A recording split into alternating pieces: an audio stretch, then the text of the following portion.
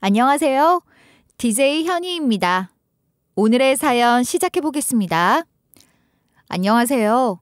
저는 30대 후반으로 이름은 최미주라고 해요. 저의 어린 시절의 기억은 외할머니의 품에서 시작되었다고 할 수 있을 것 같아요. 저를 홀로 길러야 했던 엄마는 식당 일을 하느라 늘 바빴으니 외할머니의 다정한 손길이 엄마의 그것을 대신했거든요.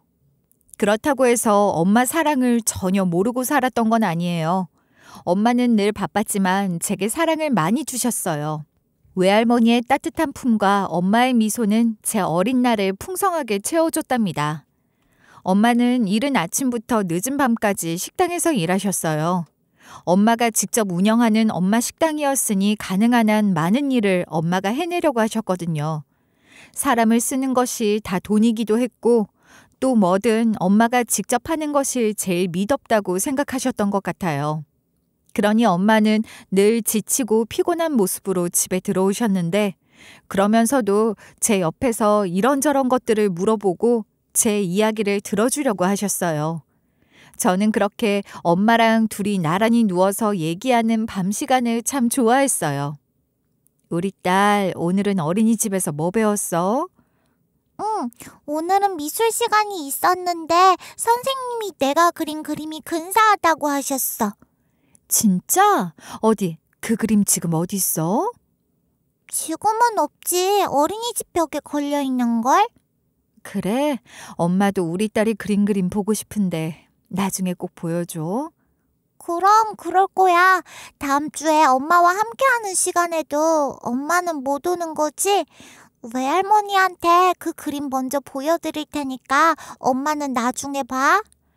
그래, 요즘 한창 바쁠 때여서 이번에도 엄만 못 가고 외할머니가 가실 거야. 미안해. 아니야, 괜찮아. 엄마처럼 바빠서 못 오는 엄마들 많아. 괜찮아. 난 외할머니가 오시는데 뭐, 그럼 됐지.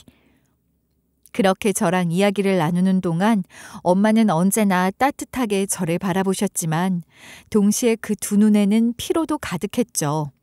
엄마랑 얘기하는 게 좋아 신이 난 듯 하루를 쏟아내는 저를 보고 그 말을 자르지도 못하고 피곤함을 참으며 들어주셨을 거예요. 그렇게 눈을 비비며 웃어주시던 엄마 얼굴이 많이 생각나요. 지금 생각하면 그 모습이 너무 안쓰러우면서도 고마운 거죠. 외할머니는 그런 엄마를 대신해 늘 제 곁에 계셔주신 분이세요. 저희 외할머니는 유난히 키가 작고 체구도 작은 분이셨거든요. 그렇지만 제겐 누구보다 큰 분이셨어요. 뭐든지 해주는 분이기도 하셨죠. 어느 겨울 찬바람에 꽁꽁 얼어붙은 손을 비비며 외할머니를 찾았더니 할머니는 제 손을 할머니 품에 넣어 따뜻하게 해주시면서 제가 돌아올 시간에 맞춰 쪄놓았다는 따뜻한 감자를 제 손에 쥐어주셨어요. 김이 나는 따뜻한 감자는 지금도 제게는 외할머니의 품을 떠올리게 하는 추억의 음식이랍니다. 외할머니와 엄마는 각자의 방식으로 저를 사랑해 주셨어요. 엄마는 바쁜 일상 속에서도 제게 시간을 내어주며 제 이야기를 더 많이 들어주려고 하셨고 외할머니는 따뜻한 손길로 저를 보살피며 제 몸과 마음을 지켜주셨어요. 그 사랑은 말로 다 표현할 수 없는 것이었고 제가 살아가는 힘이 되었답니다. 외할머니도 엄마도 사랑이 많은 따뜻한 사람들이었고 그런 분들 사랑받으며 자라는 동안 저도 그런 사람이 되고 싶다는 생각을 많이 했던 것 같아요. 그 덕분에 전 긍정적이고 낙천적인 성향으로 작은 일에도 잘 웃는 사람으로 자랐답니다. 꽤 사교적인 성향이기도 해요. 어릴 때부터 엄마 식당에 따라가면 손님들한테 말도 잘 걸고 그래서 다들 신기하다며 귀여워하고 했던 기억도 있어요. 학교 다닐 땐 물론이고 대학 졸업하고 직장 생활하면서도 시간이 날 때는 저는 엄마 식당에 가서 엄마를 돕곤 했어요. 남편은 엄마 식당의 단골인 사람이었죠. 엄마 식당이 대학가에 있어서 거의 대부분의 단골이 대학생이었는데 남편도 대학 1학년 때부터 줄곧 단골이었어요. 그러다 보니 저랑도 인사를 트고 지냈던 사이라 군대 전역하고 다시 엄마 식당에 밥 먹으러 왔을 때 무척 반갑기도 했던 것 같아요. 남편이 복학해 4학년이 됐을 때 저희 외할머니가 돌아가셨는데 조문은 물론이고 장례식장에서 자질구레한 일들도 처리해주고 큰 도움이 됐거든요. 장례를 치르기 위해선 결정해야 할 것들이 생각보다 많았어요. 그런데 엄마와 저는 외할머니를 잃은 슬픔으로 마음을 붙잡지 못하고 있었는데 남편이 그런 저희를 대신해서 이런저런 것들을 많이 살펴줬던 거예요. 저랑 엄마가 눈치채지 못할 정도로 조용히 일 처리를 해준 것들이 많다는 것도 알게 됐어요. 부족한 일손을 돕는 것은 물론이고 필요한 물품이 없는지 살피며 채워놓고 그렇게 말없이 움직이며 무수한 손길을 뻗어줬더라고요. 그렇게 외할머니 장례를 무사히 치르고 엄마와 저는 남편에게 감사의 말을 전했어요. 고마워. 정민 학생 아니었으면 우리 엄마 마지막 가시는 길도 제대로 못 챙길 뻔했지 뭐야. 아니, 장례식을 언제 치러 본 적이 있었어? 어떻게 그렇게 일을 잘해? 아닙니다. 제가 뭘요. 장례식은 제가 어렸을 때 엄마가 돌아가셔서 그때 장례식을 치러보긴 했지만 그땐 아무것도 몰랐을 때죠 뭐. 어머 저런, 내가 또 아무것도 모르고 괜한 소리를 했네. 구김살 하나 없이 밝고 반듯해서 부족할 것 없는 집에서 자란 줄 알았더니 그런 아픔이 있었구나. 엄마도 참 그런 말이 더 별로인 거 알지? 그런 편견이 어디 있어. 그런가? 정민 학생 미안해. 내가 나쁜 뜻으로 얘기한 건 아니야. 알지? 그럼요. 잘 압니다. 낳아주신 엄마는 일찍 돌아가시고 아버지가 재혼을 하셔서 새어머니가 저를 키워주셨어요. 근데 솔직히 사랑을 많이 받았다고는 할 수 없을 것 같아요. 그래서 여기 식당에 와서 이모가 해주는 밥 먹는 게 너무 좋았어요. 이모 밥이 제게는 집밥이었고 집에서도 느끼지 못했던 따뜻함을 이모 밥을 먹으면서 느낀걸요. 그래서 할머니 장례식도 제게는 남의 일 같지 않았어요. 그래, 고마워. 정말 고마워. 나한테도 정민 학생은 남다르지. 그럼 내가 한 밥을 맛있게 먹어주는 것도 고맙고 이렇게 마음 써준 것도 너무 고마워. 그 일을 계기로 저는 남편과 부쩍 가까워졌고 남편이 대학 졸업 후 취직을 해 더 이상 엄마 식당밥을 먹을 일이 없어진 후에도 남편과 자주 만나며 연애를 시작했던 것 같아요. 엄마도 남편을 너무 좋아하셨으니 그렇게 2년 정도 평탄한 연애를 하고 결혼까지 생각하게 됐던 거예요. 남편과 결혼 약속을 하고 처음으로 시댁에 인사를 드리러 갔던 날, 저는 꽤 많이 긴장했던 것 같아요. 특히 평소 남편을 통해 들었던 시모의 인상 때문인데요. 남편에게는 새어머니인 시모는 차갑고 냉정해서 남편에게 충분한 사랑을 주지 않은 사람인 것 같았거든요. 그러니 시모에게 남편은 그리 달갑지 않은 존재인 것 같은데 그럼 자연스레 저도 시모에게 환영받는 존재는 아닐 것 같았죠. 그래서 한껏 긴장하고 시댁에 들어섰는데 그런 저를 현관에서부터 맞아주는 시모를 보고 깜짝 놀랐지 뭐예요. 제가 생각했던 것보다 너무 젊어 보이셨거든요. 실제로도 시부보다 많이 어리긴 했지만 제가 알고 있는 나이보다도 훨씬 젊어 보이시더라고요. 세련된 차림에 밝고 부드러운 표정 덕분에 더 그렇게 보였던 것 같기도 해요. 그런데 그보다 더 놀란 게 있어요. 시모는 시종일관 저를 아주 귀한 손님으로 대해주시며 엄청 신경을 많이 써주시는 거예요. 남편에게 듣던 시모와 너무 다른 사람이었던 겁니다. 우리 정민이가 여자 보는 눈이 아주 제대로인 것 같구나. 여보, 그렇지 않아요? 이렇게 예쁜 아가씨를 데려오다니 말이에요. 미주 씨가 우리 집에 있는 것만으로도 우리 집 분위기가 확 밝아진 것 같아요. 감사합니다. 예쁘게 봐주셔서 감사해요. 어머님이 너무 따뜻하고 환하게 웃어주셔서 저도 마음이 편해져서 많이 웃게 되는 것 같아요. 어쩜 이렇게 말도 예쁘게 하는지. 여보, 우리가 며느리 복이 많은 것 같아요. 그러게. 둘이서 그렇게 벌써부터 잘 지내는 걸 보니 보기가 좋네. 녀석이 통 말을 안 해서 어떤 애를 데려오려나 걱정도 했는데 다행이야. 정민이가 진중해서 그렇죠. 이렇게 좋은 아이를 데려올 줄 전 알고 있었어요. 정민아, 엄마는 오늘 너무 기분이 좋구나. 이런 날이 오길 얼마나 기다렸는지 몰라. 네, 좋은 사람입니다. 그래, 정민이니가 좋은 아이니까 좋은 사람 만날 거라고 믿고 있었어. 겉으로만 그러는 건지는 몰라도 시모는 저와 남편에게 상당히 잘하시는 거예요. 단순히 잘하시는 게 아니라 무척이나 노력을 하시는 것 같다고 할까요? 제가 보기엔 오히려 그런 시모를 남편이 잘 받아주지 않는 느낌이었어요. 시모가 그렇게 따뜻한 얼굴로 해바라기처럼 남편을 쳐다보며 이야기하는데 남편은 그런 시모와 제대로 눈도 마주치지 않으며 단답형으로 대답하곤 했으니까요. 남편이 그러는 게 제가 다 민망할 정도였는데 시부나 시모는 그런 게 아무렇지도 않은 것 같았어요. 늘 언제나 그런 식이었구나 하는 걸 어렴풋이 느낄 수 있었죠. 그날 시모를 만나고 나와서 저는 생각이 많아지더라고요. 시모가 그렇게 노력을 하는데 남편이 여태 그걸 받아주지 않은 거라면 시모가 너무 안 됐다는 생각도 들고 남편이 시모에게 조금 더 따뜻하게 대해도 좋지 않을까 그런 바람을 담아서 남편에게 일부러 시모 이야기를 많이 했어요. 어머님이 나이보다 훨씬 젊어 보이시더라. 깜짝 놀랐잖아. 그래? 요즘 다 그렇지 뭐. 장모님도 나이보다 젊어 보이셔. 그런가? 그런데 사실 그것보다 더 놀란 건 생각보다 자기한테 너무 잘하시던데? 난 엄청 차갑고 냉정한 분일 거라 상상했는데 전혀 아니셨어. 오늘 특별히 잘해주신 건가? 글쎄 뭐 겉으로야 늘 그런 사람이니까 뭐. 그래도 어린 나이에 애 딸린 남자랑 결혼해서 자기 자식은 낳지도 않고 자기만 키워주신 거잖아. 대단하신 거지. 키워주긴 뭘. 나 그때 이미 초등학교 5학년이었어. 그리고 애도 안 낳고 그러는 바람에 지금 그렇게 젊은 모습 유지하는 거 아니겠어? 에이, 뭘 또 그렇게까지 냉소적으로 말하고 그래. 냉소적일 것도 없고 사실 뭐 그냥 별로 아무 생각이 없어. 나한테는 그냥 그런 사람이야.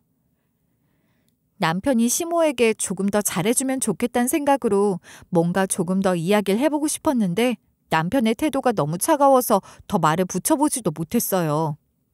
남편이 시모에게 그렇게 마음을 닫아버린 제가 모르는 어떤 이유가 있는 것인가 하는 생각이 들기도 했어요.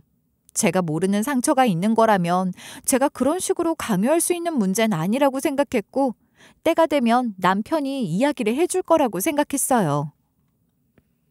그렇게 결혼을 했고 시댁과 교류를 하며 차츰 더 많은 것들을 알게 됐죠. 남편이 자세한 이야기를 하지 않았고 남편에겐 큰 상처로 남아있을 이야기를 제가 꼬치꼬치 물어볼 수도 없어서 사실 제가 알고 있는 게 많지 않았어요.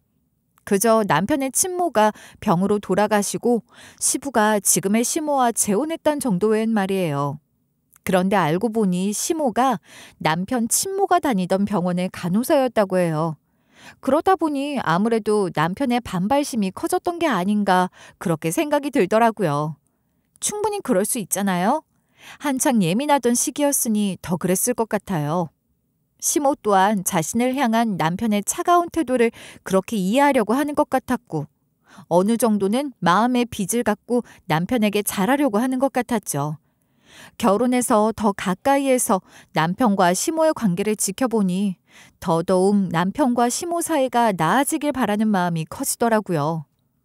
그러기 위해서 시모가 더 노력할 건 없고 남편이 조금만 마음을 열어주면 어떨까 싶었으니 어느 날 저녁을 기분 좋게 먹고 나서 조심스럽게 말을 꺼내본 거예요.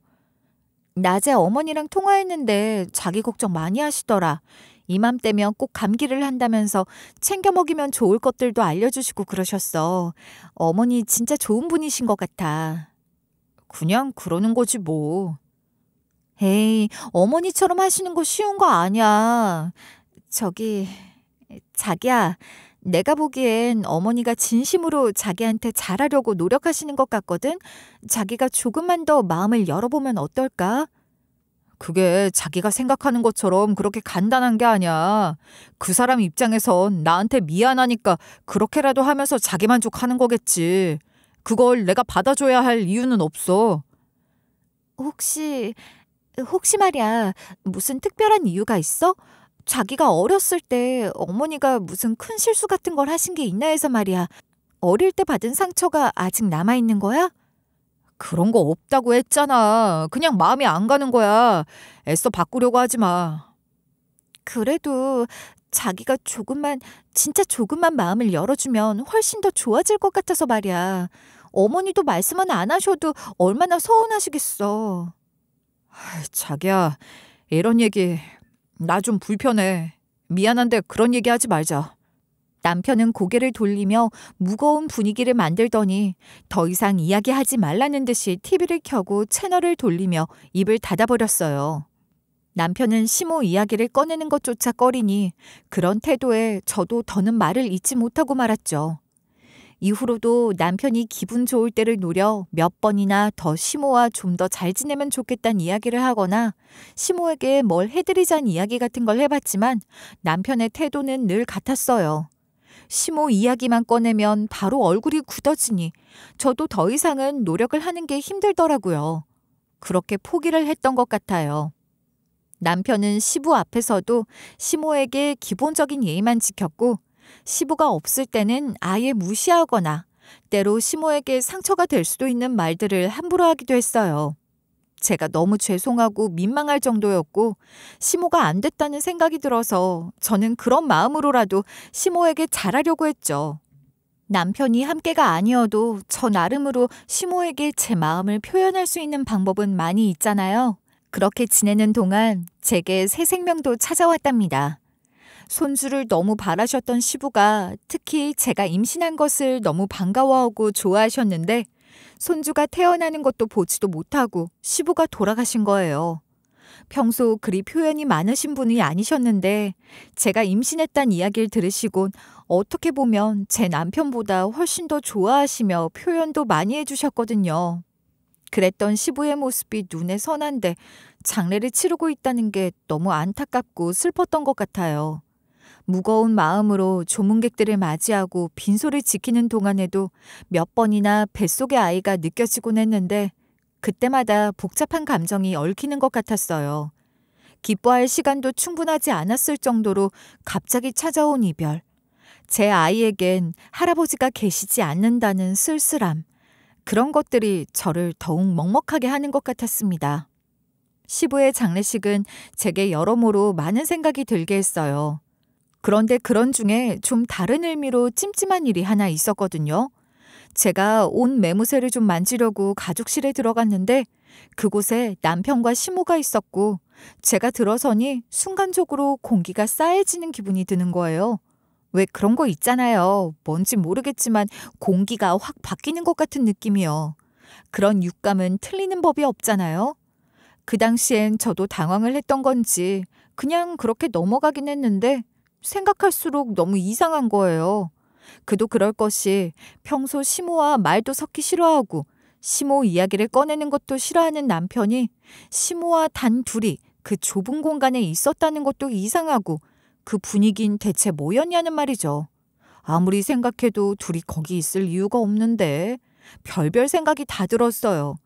설마 남편과 시모가 설마 하면서도 자꾸만 생각이 그런 쪽으로 흘러가려는 게 저도 얼마나 괴로웠는지 몰라요. 제가 그런 식의 스캔들에 관심이 없어서 아는 바가 많진 않지만 양부와 딸, 시부와 며느리, 양모와 아들, 장모와 사이사이에도 그런 말 같지도 않은 일들이 덜어 일어난다고 하잖아요. 절대로 있을 수 없는 일은 아니지 않나 그런 생각이 자꾸 들었어요. 남편이 시모에게 시종일관 그런 태도를 보였던 것도 일종의 연막작전이었나 그런 생각까지 드니까 걷잡을 수가 없는 거예요. 그렇다고 아무런 물증도 없이 남편을 잡돌이할 수도 없고 저만 괴로운 거죠. 임신 중인데다 시부가 갑자기 돌아가신 것에 대한 감정적 동요도 있어서 지나치게 예민하게 반응하는 걸 거라고 그렇게 스스로를 가까스로 다독이려고 했던 것 같아요. 그러지 않으면 어쩌겠어요. 계속 그런 생각에 사로잡혀 있다가는 미쳐버릴 것 같았거든요. 시부 장례를 다 치르고 며칠이 지나지 않아 남편이 제게 그러는 거예요. 자기 홀몸도 아닌데 장례 치르느라 고생 많았어. 장모님이랑 같이 태교 여행이라도 다녀와. 엄마랑? 엄마랑 나랑 둘만? 자기는? 내가 같이 가줘야 하는데 아무래도 시간 내기가 힘들 것 같아. 미안해. 대신 호텔이며 사 먹는 것들이며 전부 최고급으로 실컷 즐기고 와. 그래? 시간 내기가 어려워? 그렇구나. 그래, 엄마 좋아하시겠다. 우리 엄마 아직 그렇게 호화로운 여행 한 번도 못 해보셨거든. 그래, 모처럼 장모님이랑 둘이서 쇼핑도 하고 기분 내고 와. 남편은 그러면서 여행 경비로 쓰라며 1,000만 원씩이나 내어주더라고요. 그렇게 마음을 써준 게 고맙기도 하고 생각보다 통 크게 싸준 1,000만 원이라는 금액이 황홀해서 잠깐 정신 못 차리고 솔깃하긴 했는데 엄마랑 한창 여행 준비를 하다 보니 뭔가 또 좀 이상하다 싶은 거예요. 저를 멀리 보내놓고 남편이랑 시모랑 설마 그런 생각이 또 스멀스멀 올라오기 시작하는 거죠. 불안은 영혼을 잠식한다라는 제목의 독일 영화가 있는데 아시나요? 불안은 영혼을 잠식한다라는 문장은 극중 모로코 이민자인 남자 주인공이 자기 나라 속담을 서툰 독일어로 번역해 들려주며 여자 주인공을 위로하는 말로 나오거든요. 하여간 남편을 향한 의심과 불안은 그야말로 저를 삼킬 듯이 커지는 것 같았어요. 한껏 들뜬 엄마한테 여행을 가지 말자고 할 수도 없고 그렇다고 여행을 떠나자니 불안하고 그랬던 것 같아요. 그래도 뭐 어쩌겠어요. 저는 신혼여행 때라도 그런 호사스러운 여행을 해봤지만 엄만 난생 처음이니 엄마한테 효도하고 좋은 추억 많이 만들고 오자는 생각을 하면서 공항으로 가고 있었죠. 그런데 그때 제게 걸려온 시모의 전화. 전화기에 시모의 이름이 뜨는 걸 보는 순간 기분이 너무 이상했어요. 뭔가 올 것이 온 건가 싶기도 하고 말이에요. 그래서 좀 떨리는 마음으로 전화를 받았던 것 같아요. 그런데 뜻밖의 시모는 너무나도 다급한 목소리로 이상한 이야기만 하는 거예요. 며느라, 나 좀 살려다오. 당장 여기 집으로 좀 와줘. 부탁이다. 시모는 그렇게 짧은 말만 남기고 제가 뭐라고 말을 할 틈도 주지 않고 전화를 끊어버렸고 이내 제가 다시 전화를 걸었지만 전원이 꺼져 있다는 메시지만을 확인할 수 있었어요. 이게 뭐야 싶은 생각으로 모른 척할 수는 없었어요. 시모의 목소리가 예사롭지 않았거든요. 무슨 일이 생긴 게 틀림없는 다급한 목소리였다고요. 경찰에 신고를 해야 하나 하는 생각이 들 정도였어요. 그런데 다시 생각하니 시모도 경찰에 신고를 할 수도 있었을 텐데 굳이 제게 전화를 걸어 집으로 와달라고 한 거잖아요. 그리고 아무리 그래도 그런 상황에서 경찰 신고만 해놓고 나 몰라라 여행을 갈 수도 없었고 남편에게 전화를 해볼까도 싶었지만 평소 시모 이야기를 꺼내는 것도 싫어하는 남편에게 이야기를 해봤자 도움이 안 될 것 같았어요. 제가 불안해하는 것처럼 남편과 시모 사이에 어떤 관계가 있다고 하더라도 아니 그럴수록 남편에게는 말할 수가 없었어요.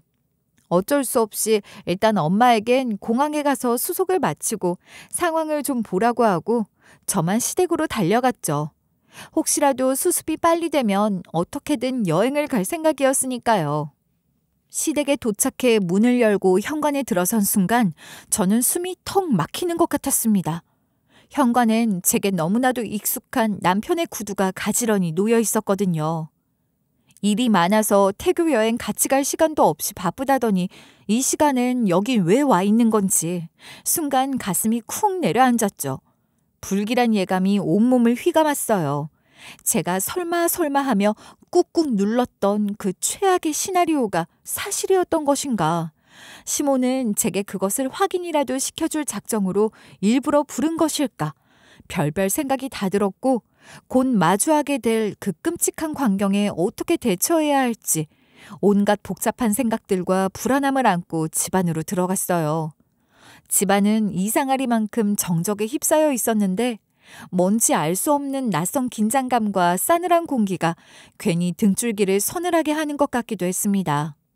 발소리를 죽이며 조심스럽게 집 안으로 걸음을 옮겼는데 안방 쪽에서 희미하게 들려오는 목소리. 그것은 분명 남편의 목소리였죠. 그런데 남편의 목소리는 은밀한 사랑을 속삭이는 그런 목소리가 아니었어요. 남편은 평소 차분하고 다정한 톤의 목소리로 말하는 사람인데 제 귀에 들리는 남편의 목소리는 분노와 광기가 섞인 날카로운 목소리였어요. 그리고 그에 뒤이어 떨리는 듯 울먹이는 또 다른 목소리는 시모의 목소리였습니다.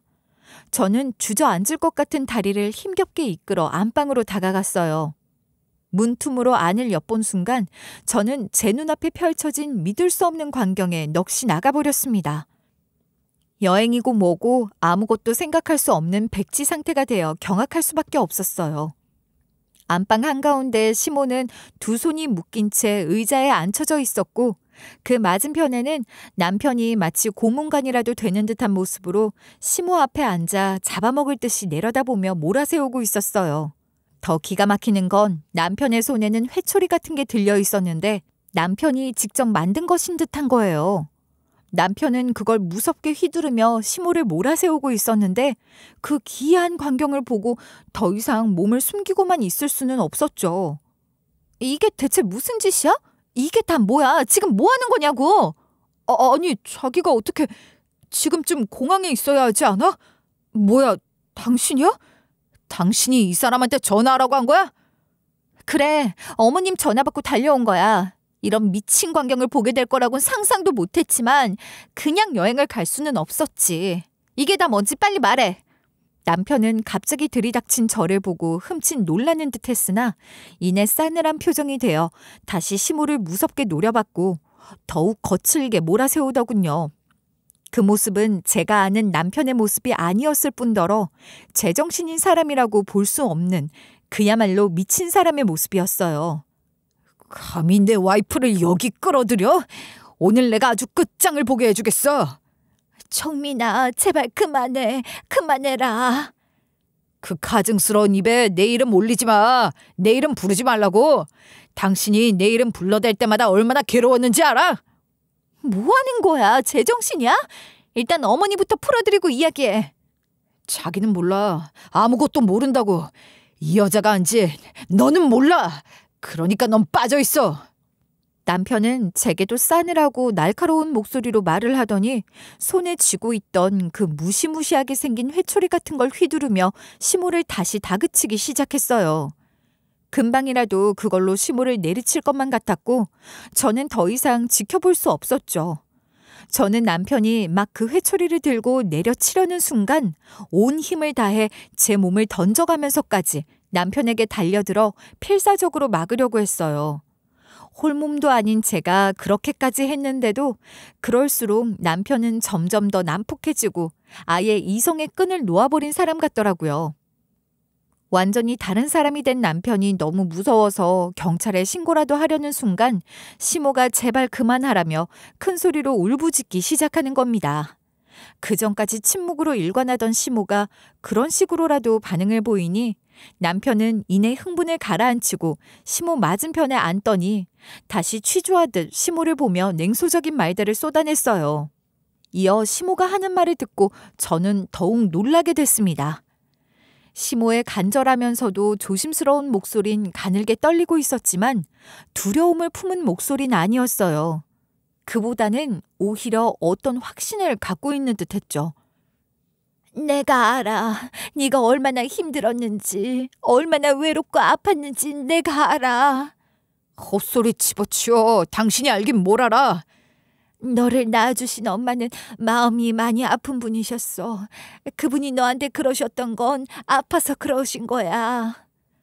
다 아는 것처럼 말하지 마. 의사도 아니고 간호사였던 주제. 그 틈을 타서 우리 아버지 꼬시는 데만 관심이 있었던 주제. 당신이 그런 말을 할 자격이 있어? 그래, 나는 담당 의사도 아니었고 그 병에 대해 뭐라고 말할 수 있는 사람은 아니야. 그렇지만 네가 겪었던 일들이 얼마나 끔찍했는진 알아. 안다고? 그 지옥을 안다고? 그건 나 외에는 그 누구도 안다고 할 수 없어. 나도 알아. 그 지옥을 나도 알아. 우리 아버지도 걸핏하면 그 지옥을 알게 해주셨던 분이니까.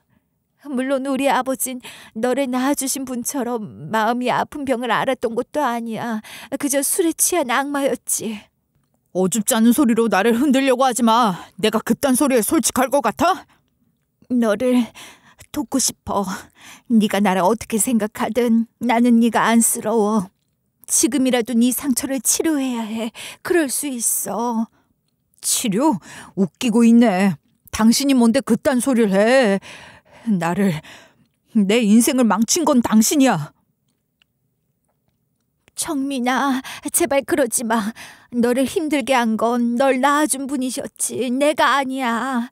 모든 잘못을 내게 뒤집어 씌우려고 하지 마. 그게 널 더 피폐하게 만들 거야. 다 안다는 듯이 그러는 거 정말 역겹네. 그렇게 다 알면 그때 우리 엄마가 나한테 그러는 걸 막지 그랬어. 다 알면서도 아무것도 안 했잖아. 방관한 거라고. 그래놓고 이제 와서 감히 나를 이해한다고 개소리를 해?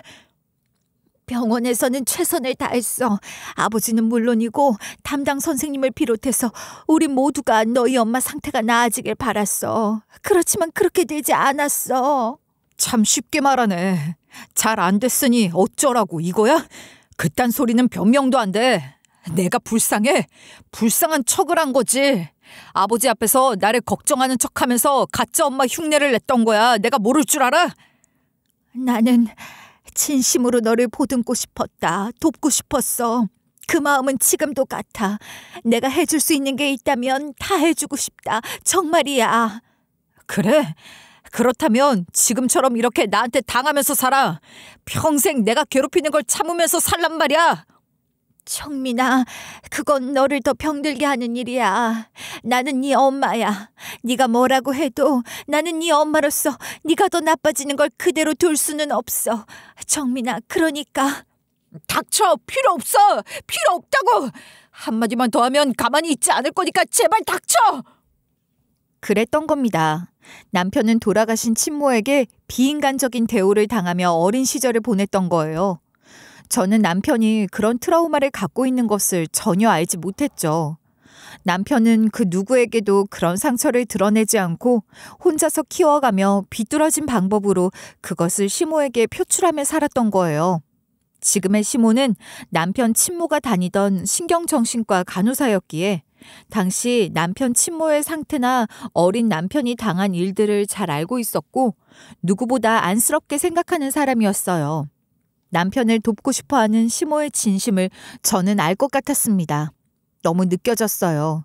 그러나 남편은 그런 시모에게 그 모든 것이 다 시모 때문이라며 독설만 내뱉었죠. 남편은 과거 친모에게 받은 비인간적 대우로 인해 왜곡되고 비뚤어진 상태로 자신의 불행에 대한 탓을 돌릴 대상으로 시모를 선정하고 오랜 시간 시모에게 그 화풀이를 하고 있었던 거예요. 시부는 전혀 그런 사실을 모르셨을 겁니다. 제가 전혀 눈치채지 못했듯이 남편은 아주 어렸을 때부터 시부 눈을 속여가며 몰래 시모를 괴롭혔고 그러는 동안 점점 그 방식이 진화한 거죠. 남편은 시모에게 끊임없이 정신적 가해를 하고 있었고 시부 장례식장에서 제가 본 것도 그런 상황이었던 거예요. 시부가 돌아가시자 남편은 아예 작정을 하고 저까지 여행을 보내고 날을 잡은 거죠. 시모는 남편이 도구들까지 준비해 쳐들어온 것을 보고 남편의 상태가 정상이 아니라는 것, 사태가 심각한 걸 직감한 거예요. 생명의 위협까지 느껴 남편 몰래 제게 다급히 구조 요청을 했던 겁니다. 여기까지가 제가 파악한 사건의 전말이었습니다. 저는 할 말을 잃었고 너무나 참담했어요.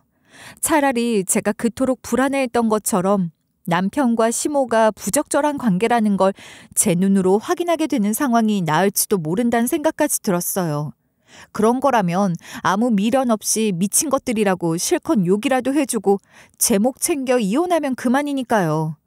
그런데 제가 알게 된 현실은 너무나도 어렵고 혼란스러운 것이었어요. 남편의 무너진 모습, 시모에게 내뱉던 독설, 그러나 그 속에 숨어있는 남편의 깊은 상처들이 뒤엉켜서 저를 괴롭혔죠. 저는 그날 제가 본 남편의 모습이 단순한 분노를 넘어선 절망이라는 것을 알고 있어요. 남편의 문제는 아주 심각한 상태였고 이미 비뚤어질 대로 비뚤어진 정상이 아닌 사람인데 이런 사람을 제가 받아들이고 이 결혼을 이어가야 하는 것인지 아니 이 결혼을 이어가는 것이 가능한 것인지 혼란스러웠습니다. 저는 스스로에게 묻고 또 물었지만 좀처럼 답을 찾을 수 없었고 생각은 꼬리에 꼬리를 물며 저를 더 괴롭혔어요.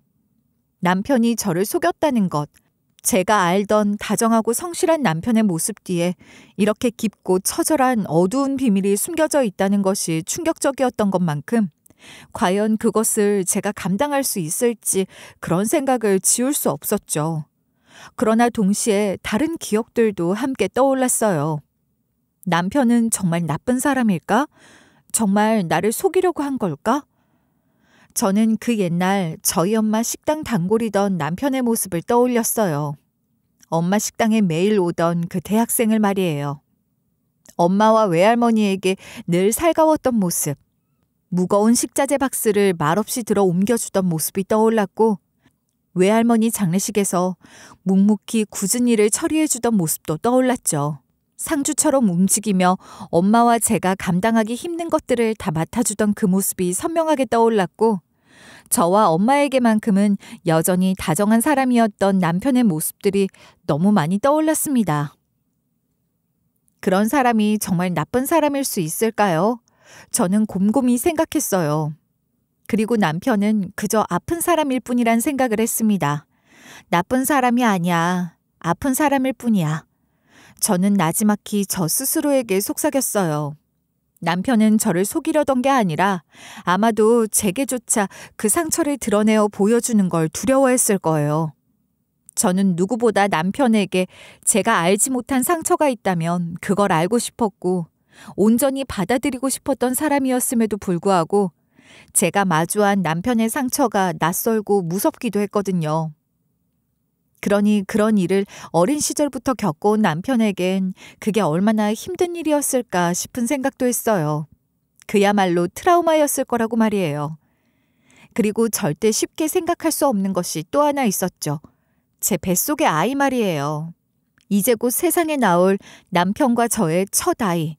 그 아이의 아버지인 남편을 제가 외면할 수 있을까? 아이는 저의 사랑과 보호뿐만 아니라 아버지의 존재도 필요로 할 것이고 전 그걸 지켜주고 싶었어요. 저는 제 배 위에 손을 얹으며 생각했어요. 남편이 없었다면 이 아이는 세상에 나올 수 없었을 거라고. 그리고 이 아이는 남편과 저의 사랑이 모두 필요하다고 말이에요. 그건 너무 명확한 것이었으나 지금의 남편은 자기 자신을 보호하고 사랑하는 방법조차 잊은 사람인 거죠. 저는 남편을 포기하지 않기로 결심했습니다. 남편은 아픈 사람일 뿐이니까요. 남편을 낳아주신 분이 그러셨듯이 남편 역시 자신과 싸우는 사람일 뿐이라고 생각했어요. 저는 남편이 저와 제 가족에게 보여준 사랑과 헌신을 떠올리며 더 이상 남편을 홀로 싸우게 두지 않을 거란 결심도 했습니다. 남편을 버리지 않을 거라고요. 제가 생각하는 사랑은 그런 거예요. 완벽한 사람과 함께하는 게 아니라 불완전한 사람을 이해하고 함께 살아가는 거라고 믿기로 한 거죠. 남편이 스스로의 상처를 치유할 수 있도록 또 우리가 함께 새로운 길로 걸어갈 수 있도록 남편을 돕는 것이 제가 해야 할 일이라고 생각했어요. 불안과 두려움은 여전히 남아 있었지만 저는 그렇게 마음을 먹었어요. 저는 결심을 굳혔으나 그러고도 넘어야 할 큰 산이 있었죠. 남편은 여전히 치료는커녕 시모를 향한 분노의 날을 세우고 시모에게 어떤 식으로든 대가를 치르게 할 생각밖에 없는 사람 같았으니 그런 남편을 설득해야 하는 일이 남은 거예요. 저와 시모는 남편 앞에 간절한 눈빛으로 나섰습니다. 자기야, 자기가 이렇게 힘든 일을 겪었는지 몰라서 미안해. 내가 다 이해한다고 할 순 없지만 이제 내가 알았으니까 자기를 혼자 두진 않을 거야. 자기한테 말하지 못한 건 미안하지만 그렇다고 해서 달라질 건 없어. 자기가 해줄 수 있는 건 없어. 내가 바라는 건 저 여자가 대가를 받는 것뿐이야. 그런다고 내 인생을 돌이킬 수도 없겠지만 난 그렇게라도 해야겠어. 내가 어떻게 해야 그 대가를 치르는 것이 되겠니? 말해보렴. 널 낳아주신 분이 하셨던 것처럼 네가 내게 하면 그 대가를 치르는 게 될 것 같은 거야? 그건 아닐 거야.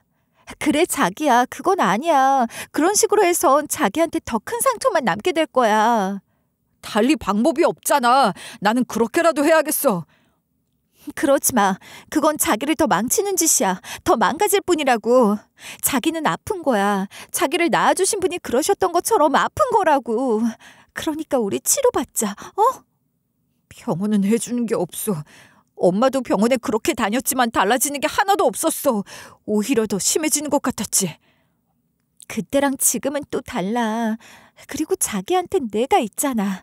내가 이렇게 옆에 있는데도 자기가 이렇게 혼자 무너지면 우리는 어떡해. 나랑 아기도 같이 무너지는 거야. 제가 아이 이야기를 했을 때 저는 남편의 손이 미세하게 떨리는 걸 봤어요. 남편은 여전히 분노에 휩싸여 있었지만 조금씩 이성을 되찾아가고 있다는 것도 알 수 있었죠. 저와 시모는 그런 남편을 설득하기 위해 그야말로 필사적이었습니다. 정민아, 아들, 네가 나를 미워하는 건 괜찮아. 넌 그럴 자격이 있어. 그렇지만 네가 너 자신을 망가뜨리게 둘 수는 없다. 너는 혼자가 아니야. 네 아내와 뱃속의 아이를 생각해야지. 자기야, 제발 치료받자. 자기를 바꾸라는 게 아니야. 혼자 이겨내기 힘든 거니까 도움을 받자는 거야. 나도 도울게. 어머님도 도와주신다고 하시잖아. 소용없을 거야. 필요 없다고. 누구도 나를 도울 수 없어. 그럼 어떡해. 나는? 우리 아기는? 자기가 이렇게 포기해버리면 우리도 자기랑 다 같이 다 포기해야 해? 남편의 눈동자가 흔들렸어요. 그리고 처음으로 저를 제대로 쳐다보더라고요. 남편의 얼굴을 마주한 순간 저도 모르게 눈물이 주르륵 쏟아졌고 목 놓아 울고 말았습니다. 제가 그렇게 울고 있으니 남편이 제 어깨를 감싸줬는데 그런 남편의 손이 떨리고 있었고 그건 남편의 어깨가 심하게 떨리고 있었기 때문이었어요. 남편도 울음을 터뜨리고 말았던 거예요. 그렇게 한참을 울었어요.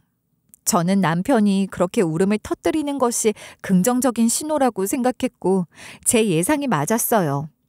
남편은 그렇게 자기 감정을 인정하고 표출하기 시작한 거죠. 결국 남편은 저의 부탁을 받아들여 상담 치료를 받기 시작했습니다. 상담실의 분위기는 제가 생각했던 것보다 훨씬 아늑하고 부드러웠어요. 햇살이 들어오는 창가와 그 창가에 놓인 화분이 한몫하는 것 같았죠. 햇살이 상담실 안을 환하게 밝혔지만 공기만큼은 무겁게 가라앉아 있었어요. 남편은 여전히 칼날을 세우고 있었지만 저는 그 첫걸음이 아주 큰 시작이라는 믿음을 가졌던 것 같아요. 저의 간절한 바람과 믿음대로 남편의 상담 치료는 남편의 상태를 많이 좋아지게 했습니다. 남편을 지배하고 있던 그 적개심과 분노, 복수를 향한 비뚤어진 갈망이 조금씩 거치기 시작했죠. 남편이 마음의 준비가 되었다고 판단한 담당 의사 선생님은 시모와 함께 상담 치료를 진행해도 될 것 같다고 하셨고 드디어 시모와 함께 가족 치료가 시작됐어요.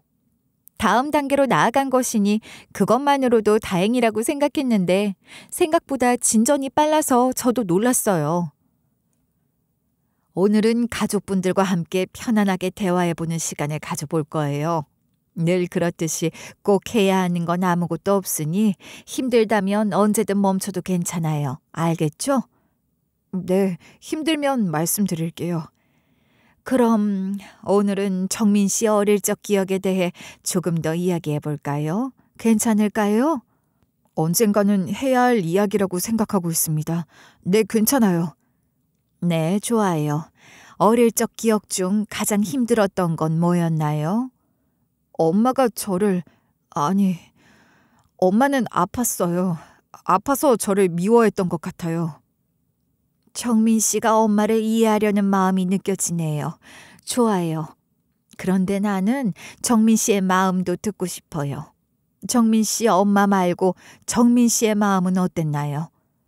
엄마가 저를 힘들게 할 때마다 아무도 저를 사랑하지 않는다는 생각이 들었어요. 왜 태어났는지도 모르겠고 이럴 거면 왜 낳았나 싶었어요. 그냥 태어나지 않았더라면 좋았을 거란 생각도 들었어요. 남편은 담담한 듯 말했지만 남편의 그 얘기는 제 가슴을 너무 아프게 찢었어요.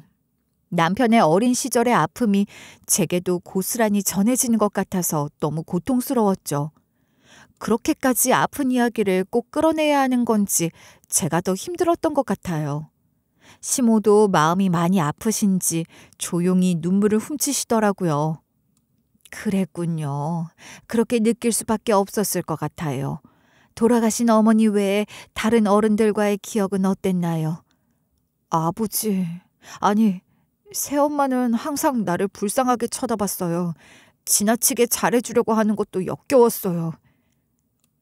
새엄마의 생각도 한번 들어볼까요? 어린 정민 씨가 그렇게 불쌍하셨나요? 안쓰럽긴 했지만 그저 불쌍하게 본 건 아니었어요. 사실 저도 어릴 때 아버지로부터 정민이처럼 나쁜 일들을 당했거든요. 그때 아마 나도 정민이처럼 그런 생각을 했던 것 같아요. 근데 그땐 제겐 아무도 저를 챙겨주는 사람이 없었거든요. 그때 저는 누구라도 나를 챙겨주고 내 편을 들어주는 사람이 한 사람이라도 있었으면 좋겠다고 생각했어요. 정민이를 보면 그 시절의 내가 생각났고 정민이에게 내가 너무나 갖고 싶었던 그런 사람이 되어주고 싶었던 것 같아요. 그렇게 날 도와주고 싶었으면 진작에 뭘 하지 그랬어요. 우리 엄마가 나한테 한 짓을 알고 있었으면서 왜 그걸 막아주지 못했어요? 남편의 목소리는 떨리며 격양되었고 저는 그러다 남편의 상태가 다시 나빠지는 건 아닌지 걱정이 되어 자리에서 벌떡 일어날 뻔했는데 그런 저를 상담 의사가 침착한 태도로 진정시켰어요. 그 부분에 대해서 어머니께 듣고 싶은 말이 있나요? 왜 아무도 날 지켜주지 않았는지 항상 그게 억울했어요. 미안해, 미안하다. 너한테 일어나는 일들을 막아주지도 못했으면서 너한테 좋은 엄마가 되어주려는 노력을 일방적으로 내 입장에서만 한 것 같아. 미안해. 어머니의 말씀을 들으니 어떤 기분이 드시나요? 새어머니 때문에 정민 씨의 불행이 시작됐다고 생각하나요? 그건 아니에요. 그게 아닌 걸 알지만 그렇게 생각하고 싶었던 것 같아요. 누구라도 원망할 대상이 그게 필요했던 것 같습니다. 남편이 처음으로 자신의 상태에 대해서 객관적인 판단을 하며 인정하는 듯한 말을 한 거예요. 자신의 왜곡된 기억과 비뚤어진 원망의 대상에 대해 언급을 하고 시모가 자신을 위해 헌신한 것들에 대해서도 조금씩 인정을 하고 받아들이기 시작한 거죠. 물론 이건 시작에 불과하다고 생각해요. 아직 시모에 대한 적대감을 완전히 거둔 게 아니니까요. 그렇지만 이런 상태라면 꾸준히 점점 더 좋아질 것이고 저희가 기대했던 것보다 더 빨리 치료가 될 거란 희망도 갖고 있답니다. 남편은 얼굴 표정부터 많이 바뀌었어요. 상담을 받으며 과거의 무게를 조금씩 내려놓고 가벼워지고 있는 것 같아요. 그러면서 아주 짧고 간단한 한마디씩이지만 시모에게 고마움과 미안함을 표현하기도 했어요. 너무 짧은 말이었지만 저도 시모도 그 말을 흘려듣지 않았어요. 시모는 눈가가 순식간에 붉어지시더라고요. 그 모습을 지켜보는 저도 뭉클했죠. 긴 시간 동안 얽히고 상처받았던 관계가 이렇게 풀려가고 있다고 생각합니다.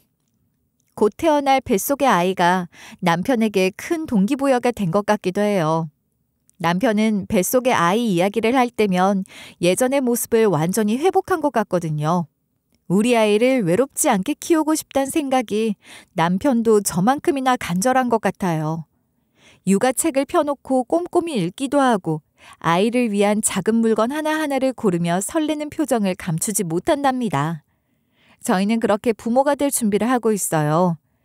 남편은 아이가 태어나면 제일 먼저 하고 싶은 것들을 꼽아보고 있는데 제일 먼저 하고 싶은 것들이 벌써 30가지나 넘어가요. 그런 이야기를 할 때 남편의 목소린 그 어느 때보다 행복하게 들렸고 그 어느 때보다 진심이라는 게 느껴지죠. 저는 남편이 아이와 함께 그려낼 평화로운 장면을 떠올리며 미소를 짓기도 해요. 더불어 그 풍경 속에는 자연스럽게 어우러지는 시모의 모습도 떠올리곤 해요. 저희 아이가 시모를 할머니라고 부르고 남편이 그 모습을 흐뭇하게 바라보는 모습도 말이에요. 이제 남편에게서 과거의 그림자가 옅어지고 아이에게 좋은 아빠가 되어주고 싶다는 의지의 눈빛이 점점 강해지고 있다는 걸 느끼면서 저도 더 큰 힘을 얻는답니다. 저희 가족은 이제 새로운 시작을 앞두고 있으니까요. 더욱 강렬해진 태동을 느낄 때마다 아이에게 감사하고 있어요. 하루빨리 만나고 싶은 마음도 있고요. 비록 아직은 불완전한 조각들에 불과한 희망일지 모르지만 저는 그 조각들이 온전하고 아름다운 모습으로 그려질 거라 믿어요. 여러분, 저희 가족의 미래를 위해 축복과 응원을 나눠주시길 부탁드려요. 그런 남편을 포기하지 못하는 저를 어리석다고 하실 분들이 계실지도 모르겠지만 저는 제 남편을 믿는답니다. 그리고 그런 남편을 선택했던 저 자신도 믿고 있어요. 오늘 이렇게 제 이야기를 풀어놓으며 한 번 더 그 믿음이 더욱 굳건해지는 걸 느꼈어요. 이 시간이 제게도 아주 의미 있는 시간이 된 것 같아요. 여러분과 나누기 위해 이야기를 시작한 것인데 이야기를 하면서 제가 더 큰 위로를 받은 것 같습니다. 이렇게 끝까지 제가 이야기를 마칠 수 있도록 들어주셔서 너무 감사드려요. 감사합니다.